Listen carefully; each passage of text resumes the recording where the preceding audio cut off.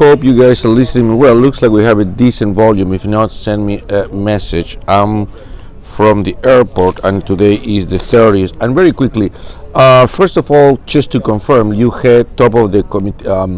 The Chinese group is in the U.S. They're going to meet with Trump, so very important on that side. Second, for the first time in a while, U.S. consumer confidence came down. So again, remember we said that we had very good Christmas sales because of consumer confidence and low unemployment. First time it came down. They think it could be related to the issue of the shutdown, but again, something to follow through. There is a good piece on gold by our technical analyst. We'll try to send it. For the first time, technically gold and silver are breaking up of a long-term sleepy trend. So we'll look into that. We'll try to talk more about that. There is a meeting on the Fed today. Not much expected. The word will be patience and flexibility. In terms of when the thing is over, and Powell speaks about that. So we'll look into. We'll follow into that as well. Microsoft will report today after the close, highly expected. The cloud business is doing well, the company is doing well, so we'll see what happens. And then we had Apple that reported yesterday, pretty much in line after so many discounts and negatives and stories here and there. We had a very good number that the company did. The stock is up 5-6%. I think the most important thing, number one, other than iPhone, everything else grew. Although iPhone is still 60% of their business. But then the company revealed that they had around 1 billion, there was a conflicting whether it's a 900 or 1 billion for active telephone users, iPhone users, or iPhone phones that are working. Let's be clear.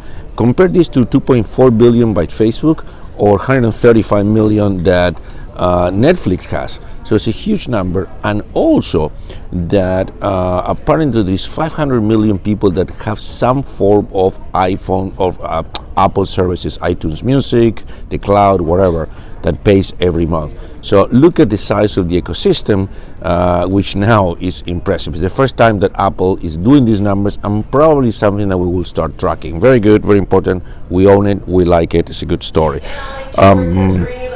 And finally, let me check on Venezuela. Surprisingly, it looks like the Treasury has suspended the ability to trade PDVSA bonds. That was a surprise so far.